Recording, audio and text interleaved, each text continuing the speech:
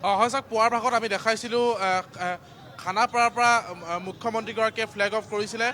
যুৱ মৰ্চাৰ ৰেলী আছিলে সেয়া, আৰু কিছু সময়ৰ পাছৰ পৰা গণেশগুৰিৰ পৰা আৰম্ভ হ'ব অগপৰ ৰেলী, বাইক ৰেলী। আৰু এই মুহূৰ্তত দেখুৱাইছোঁ কেইবাশৰো বাইক ইতিমধ্যে আহি ইয়াত উপস্থিত হৈছে। এক বিশাল জনসমাগমলৈ পৰিণত হৈছে গুৱাহাটী মহানগৰীৰ GS আৰু গণেশগুৰিৰ এই স্থানৰ পৰাই বাহিৰ কৰা হ'ব ৰেলী, আৰু যিটো আমবাৰীৰ মুখ্য কাৰ্যালয়লৈ এই ৰেলী যাব। আৰু এই মুহূৰ্তত আমি পোনপটীয়া সম্প্ৰচাৰ যোগে দেখুৱাই আছোঁ বিশাল ৰেলী ইতিমধ্যে ৰেলীৰ বাবে সাজু হৈছে। কিছু সময়ৰ পাছতেই মন্ত্ৰী অতুল বৰা আহি উপস্থিত হ'ব, কেশৱ মহন্ত আহি উপস্থিত হ'ব। তাৰ পাছতেই আনুষ্ঠানিকভাৱে মুকলি কৰা হ'ব আৰু ৰেলী।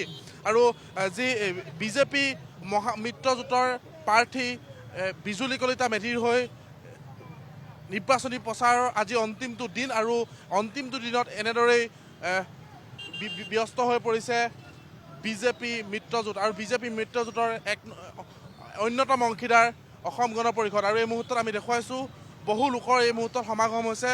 আৰু এই মুহূৰ্তত মই মন্তব্য ল'বলৈ চেষ্টা কৰিম, যিহেতু বহু লোকৰ এই মুহূৰ্তত সমাগম হৈছে। আৰু প্ৰতিকূল বতৰ, এটা কথা ক'ব লাগিব, প্ৰতিকূল বতৰকো নেওচি এই মুহূৰ্তত ৰেলীত যোগদান কৰিবলৈ তেওঁলোকে আগবাঢ়িছে। আৰু বিজেপিৰ অগপৰ বিষয়ববীয়াসকল আছে।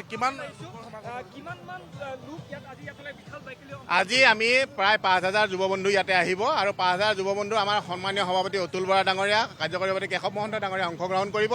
আৰু আমাৰ যি মিত্ৰজোঁটৰ প্ৰাৰ্থী আছে বিজুলী কলিতা মেধি ডাঙৰীয়া, তেওঁক জয় কৰোৱাৰ আজি প্ৰচাৰৰ শেষ দিন। আৰু শেষ দিনটোত আমি আজি প্ৰায় 5,000 যুৱ বন্ধু দি আমি এক বাইক ৰেলী উলিয়াইছোঁ।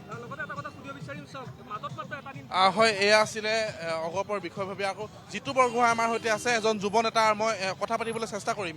এক বৃহৎ বাইক ৰেলী মুখ্যমন্ত্ৰীগৰাকীয়ে পুৱাৰ ভাগত খানাপাৰাৰ পৰা ৰেলী আৰম্ভ কৰিছিলে, এতিয়া অগপৰ ৰেলী।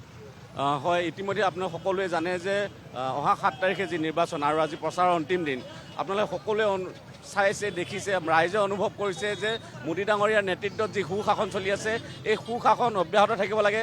যাৰ ফলত আমি নতুন প্ৰজন্মই আমি মিত্ৰজোঁটৰ আমাৰ যিগৰাকী প্ৰাৰ্থী বিজুলী কলিতা মেধি ডাঙৰীয়ানীৰ হৈ আমি প্ৰচাৰ কাৰ্যসূচী আৰম্ভ কৰিছোঁ। আৰু আজি অন্তিম দিনা আমাৰ যুৱ পৰিষদৰ প্ৰায় 4,000 বাইকেৰে আজি তেওঁৰ সমৰ্থনত ৰেলী উলিয়াইছোঁ। ধন্যবাদ। 4,000 ইতিমধ্যে লক্ষ্য তেওঁলোকে বান্ধি লৈছে, আৰু এই 4,000 বাইকেৰে এই মুহূৰ্তত আগবাঢ়িছে। আমি দেখুৱাইছোঁ, দৃশ্য দেখুৱাবলৈ আমি অনুৰোধ কৰিম। ভিডিঅ' জাৰ্ণালিষ্টে ইতিমধ্যে দৃশ্য দেখাইছে। আৰু গণেশগুৰিৰ যিখন পদপথৰ সেতু, সেই পদপথৰ সেতুৰ পৰাই আৰম্ভ হ'ব বিশাল বাইক ৰেলী। আৰু আজি অন্তিমটো দিন, 5 বজাৰ লগে লগেই নিৰ্বাচনী প্ৰচাৰ সামৰিব লাগিব। তাৰ সমান্তৰালভাৱে মুখ্যমন্ত্ৰীগৰাকীও কেইবাটাও অনুষ্ঠান আছে। আৰু কিছু সময়ৰ পাছতেই মীৰা বৰঠাকুৰ নিৰ্বাচনী প্ৰচাৰ ৰেলী আৰম্ভ হ'ব। কিন্তু তাৰ পূৰ্বতে আমি ইয়াৰ দৃশ্যাংশ দেখুৱাইছোঁ। প্ৰতিকূল বতৰ, আমি এই মুহূৰ্তত দেখুৱাইছোঁ প্ৰতিকূল বতৰকো নেওচি এই মুহূৰ্তত ৰেলী আগবাঢ়িব।